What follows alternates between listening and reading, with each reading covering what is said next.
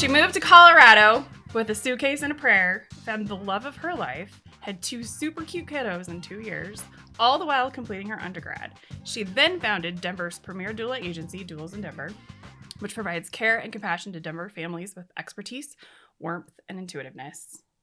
And then she decided to add nursing school into the mix, solidifying her as one of the most amazing, badass women I personally have the joy to call my friend. I would like to welcome to the Abundant Beans podcast, Krystal Cleaver. Oh, thank you. You're so welcome. Love you so much. Thank so you happy for to my have intro. you. You're welcome. It's the least I could do to get you here. Thank you for having me. So my first question is, what was your first job? Because I always ask that. Oh gosh, I think it was like my first under the table job.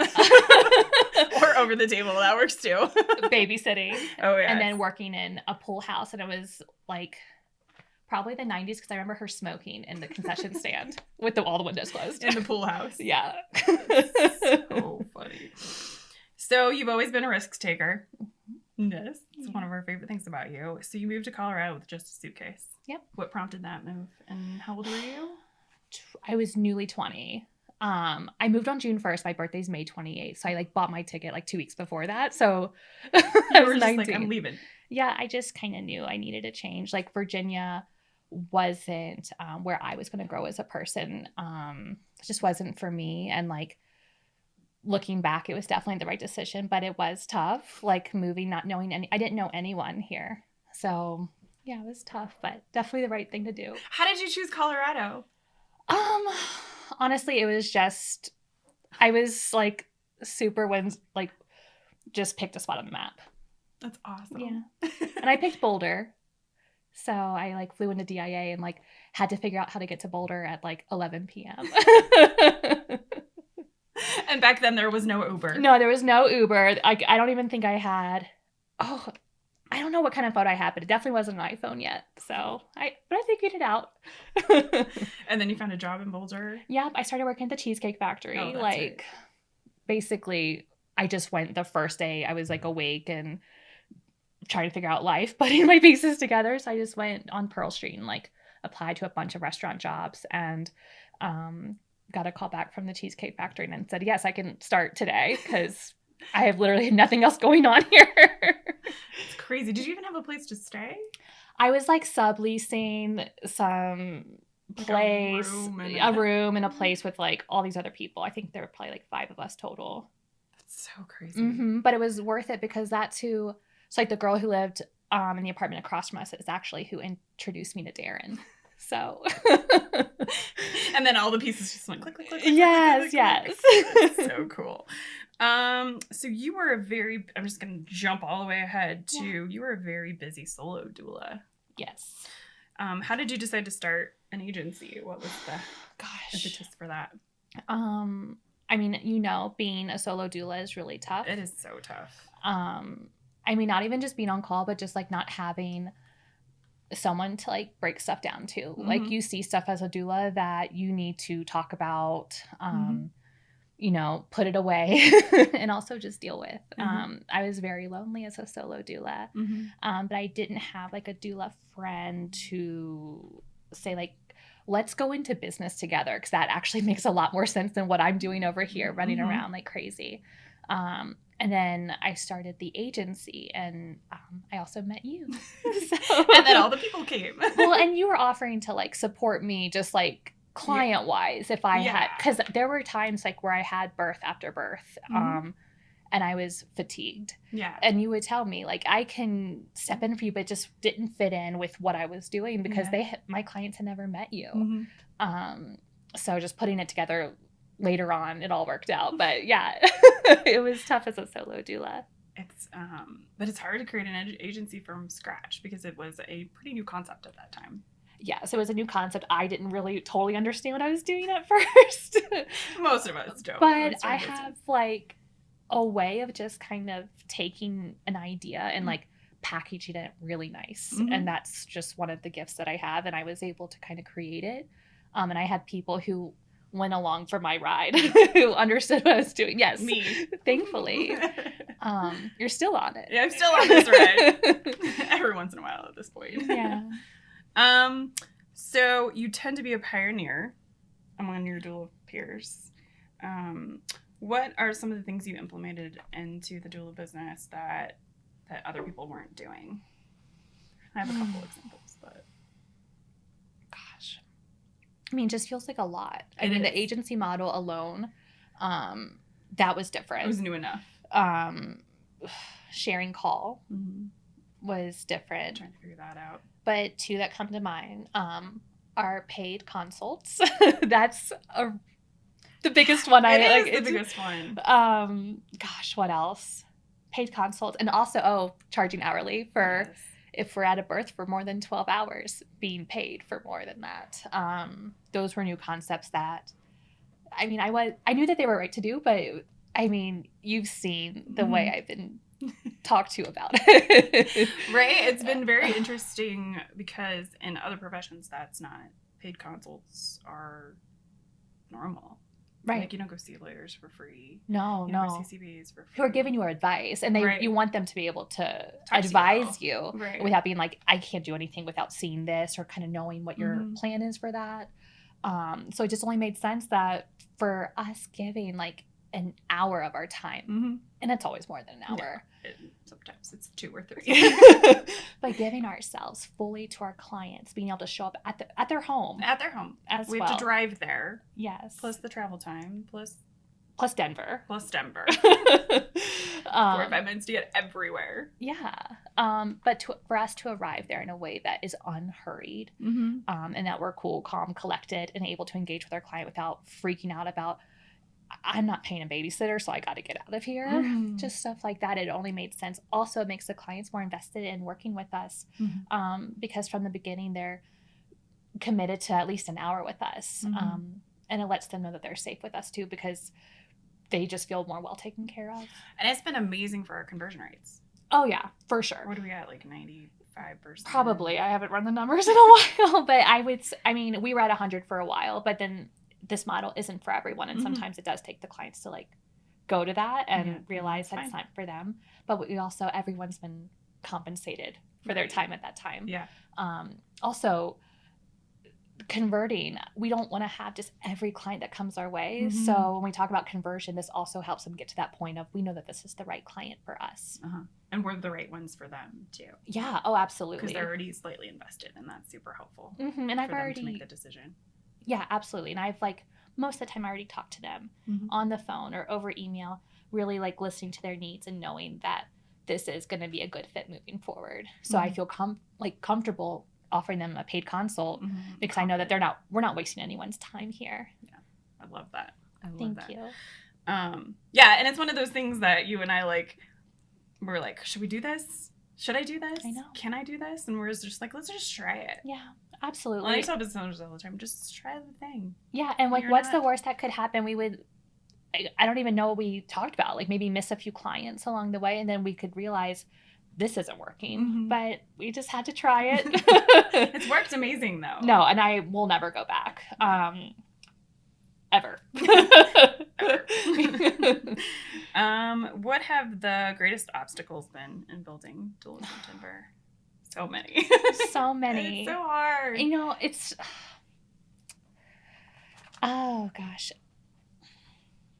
I don't know. Well, because doula work is such a newer profession. That's the hard part. It's that's not the biggest necessarily... obstacle. It's not just the Doulas of Denver stuff. It's telling clients what I do and what you do and what we don't do. Right. Because I do still get emails every week looking for someone to tell their doctors to basically F off, or just letting them know, telling us to tell them what to do when really they're on their own path. Yeah, that's been tough for me because I totally understood what I was doing as a doula, and I'm sure that you did too, but not everyone understands when they contact us, because a lot of times it's their friend told them you should hire a doula. I know these amazing women. Give them a call, but that doesn't mean that they know what we do. Yeah, or understand what our role is, or what our scope is, or how we work with people. Exactly. So that's been a little bit more challenging. Also, just trying to find that right price point of being, fully compensate for the emotional labor that we also do in addition to the long hours, the long nights. Yeah. It's always night. It's always night. Remember I had that rash of day births though for a while? I had like 4 or 5 day births and I was like, I'm the daytime doula. Yeah. Just call me the daytime. For a week. It is, and so it's very interesting to me because I talk about this all the time, but like it doesn't matter how long I'm at a birth. I could be there for an hour or 24 hours and I'm literally birth hungover the next day. And it's the emotional onness that I have to be that entire time is what I think just lays me out. Oh, of course. And that's like totally human, right? Like that's the appropriate response to being at someone's emotional awareness like 24/7 for however long you're there. And that's like the piece that's hard to quantify. Right. In terms of a price point. Put a value on that. Because therapists charge $150 an hour for that. But it's, you know, what makes sense for this? Yeah. Oh, dang. I do not envy you, which is why I just work for you. Has postpartum services been as hard as doula services, or are those easier to sell? In some ways, yes. In some ways, yes. So if I get someone who's contacting me saying, I don't do well with sleep deprivation. I know I want a night nanny. Or if they say, my mom had a baby nurse and I know that I would benefit from having that too. If they say something along those lines, I'll guide them to what our postpartum doula services are. And that's really easy to help them understand. The daytime postpartum is a little bit harder to like get the right client for that. Just because again, it's that same labor doula thing. And they don't know what we do. Like a friend told them to get them to help us or get us to help them. So that's a little bit more challenging. But when I get that daytime client who totally understands like my role and what their job is when I'm there, it's a really great match. It's like one of my favorites. We like those daytime things. Yeah, and I think it's just very interesting because we're just so, the scope is so small a lot of the time, but it's also so large. I know. In emotional help. Yeah. But in like actual physical, tangible, you know, things we do, it's kind of small. I know. So it's kind of hard to, that is really interesting that you're like, it's hard to add, to create a value for, you know, what that emotional stuff is. Because people, especially in our culture, don't really see that as value. And like, so when I think of, I'm at a daytime client's house, you know, we're 4 weeks in, that she's starting to sleep a little bit better. The baby's starting to regulate a little bit. But when I'm just there with the baby, they walk out, they see me with the baby on a blanket with nothing hanging over its head. There's no music playing. There's no loud electronic toys. And they see me just being with a baby. They know, oh, I can just be with the baby. I don't need to have all this excess. And just modeling that for them, I mean, that goes so far. Yes. Just it's freeing. Yeah. And I had this one client who told me, I just thought I had to have all this. And just seeing me on the floor with a baby on a blanket, just letting them explore without me coaching them. Look at this. Oh, look at that. Just being there with them was very freeing for her. And she was like, baby started taking a bottle after that. Like, it just helped a lot of things. So everybody emotionally. That's really cool. So you are also a newborn care specialist. Yeah. So what expertise does that add to the Doulas of Denver repertoire? So it means that it's the more postpartum doula work for the baby. So like really being with that baby and without all the excess and just anticipating baby needs before baby cries, knowing it's time for a nap before they're rubbing their eyes and showing signs of tired, because that's actually a later sign, and then there's crying. Right. So just being able to anticipate those needs and really freeing up the parents to rest, to work out, to recover. Parenting the first year can be very tough. I know you know can this. Be. It's actually still tough. Let's go with is, and then continues to be. It's just different. Yeah. So that's like the NCS portion. It just sort of adds to that doula role in that way. Yeah. Is it another level of understanding like baby development? And I think so. I think so. Because like it's just more focused on the baby. But it actually, like, people will say that NCS trainings don't focus on the mom at all. Mm-hmm. They do. They do. Because it's all free. Yeah. So, but more baby too. I love it. I love it. I love it. Thank you. So nursing school. Yes. So what prompted you to take the leap back into school?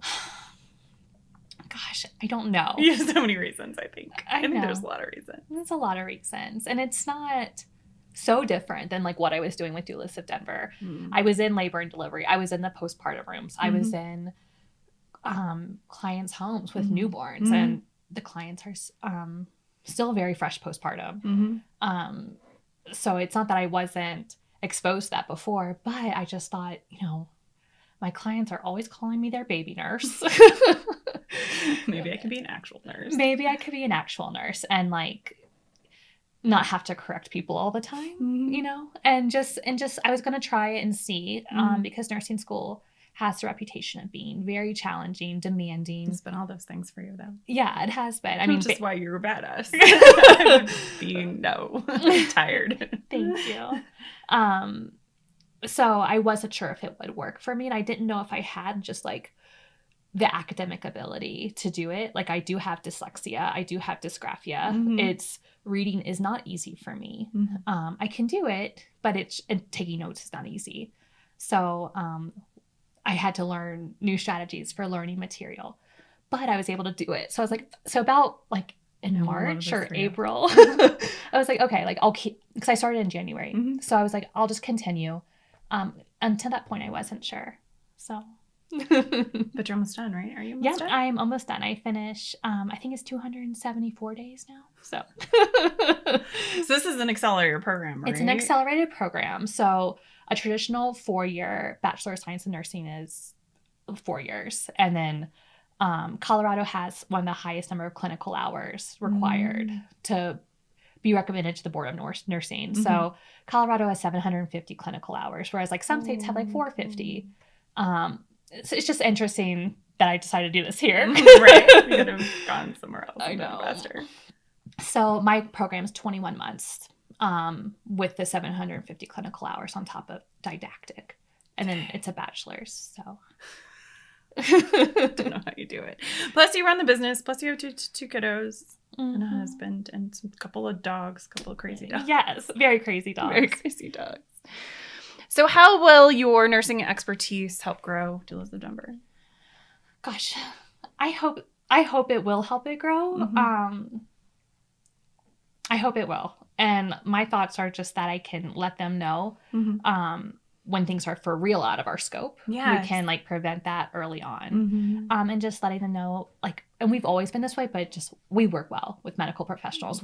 That's never, like, our MO has never been to like be confrontational or like start a fight or anything. No, absolutely never. I know. So, and I think this just helps build that trust a little bit more when like, it's not that we didn't respect medical professionals before, but it's like, I am one. Right. So, and we get to bridge the gap even more. I hope for so. Our clients. That's what my goal is. Do you have any ideas? Because I'm open to any ideas. I don't. I think you're right. I think it will help bridge that gap. Okay. Because there is some still. But I don't know why. I mean, I don't know. Not by design. No. And it's like, I always like, whenever I go into a birth, it's, we introduce ourselves to nurses and doctors. Like we always say hello. There's always a level of respect and, understanding that we have different roles. Yeah. And I think Denver has done a good job too of like welcoming us into that space as well. Yeah. But just like bridging that gap a little bit more, like, oh, like, no, I'm a nurse. Like, I totally get it. Like, let me know if you need anything. I love it. So what's next for you and Doulas of Denver? So you just started at Swedish. Yeah. So I just started at Swedish Medical Center. So excited. I love that you're so excited. And that was sort of like where I wanted to land. My kids go to school around there. So it just like, that was sort of my dream hospital. And I just so happened to get it as a tech position. And you're on the surgery floor. Yeah. Awesome. And then what's your plan for Doulas of Denver going forward, do you think? I know. You're like, I'm trying to finish nursing school. Jamie, you're asking me the hard Doulas of Denver questions. No, it's totally fine. I just hope it can just keep going with what we're doing now and just keep growing that way, just building more bridges. Like that's the ultimate goal. Relationships with medical providers that they know that they can trust us. Not that they ever couldn't before, right? You know, but so that's sort of like what I'm thinking for the future. And yeah, awesome. I love it. Thank you. So before I ask my last question, what is the easiest way for people to find you? Gosh, probably people are free to email me. Okay, go ahead. Krystal@doulasofdenver.com. The website's good too. There's a contact form on the website too. Yeah, and I'll link it in the description box. Thank you. Yeah, of course. People are free to email me and ask me any questions they may have. She might take a while to get back to you though. She's busy. I am. So my final question for you is, what is the one thing you wish all families adding babies knew or had? You're like, so many things. So many. Okay, so I wish all of them had help in some way, whether it was like through family. I don't think we're meant to do this alone. Like at the end of the day, like that's what this is for. Not doing this alone. Labor, postpartum, parenting the first year. So it's like, that's what I could wish for people. I mean, I see lonely moms all the time. And we live in a society that's supposedly very connected. And like we have so many ways to talk to people, but when are we actually like helping during these stages? Yeah, in that community in a way that is helpful. Yeah. I mean, I wish people could just have help after they find out that they're pregnant and just through that first year. That's what I could wish, if I could just wave a magic wand and give that to everyone. Everybody has the supportive support that they need. And even like just family too, because like we have a lot of Colorado, a lot of people move here too. And we have a lot of clients who they don't have family here. And that's like, we are filling in that role. We just happen to be non-judgmental. But then if they do have family here and they do have like the family with like the opinions and stuff, like that's fine too. Like you guys can work through that. So yeah, helpful help is really the biggest thing, I think. I mean, I think so. Just being a mom myself, like just having that help, I think would make such a big difference. I know. I always say, like, even if we're gonna have another one, which we absolutely never know what the states are gonna do, I would get postpartum care. Like I would get a postpartum doula to come help us because we have all the family we could possibly need, but it's not the same for sure as that non-judgmental third party. Yeah. And I just saw something the other day where I don't know what country this person lived in, but she was like, oh, we have baby nurses that come the first week after delivery regardless of income status. And it was just like, wow, to have someone tell you like, oh no, it's supposed to feel like that when they're nursing, or I think we might need to get this checked out. You know, could be nothing, but probably it's have like a whole lot less postpartum depression too. You just have to wonder. And that's just like one layer of what they have there, right? She didn't expand on what's coming week 2, but just like stuff like that would be so nice, I think. Awesome. Well, thank you for coming. Thank you for having me.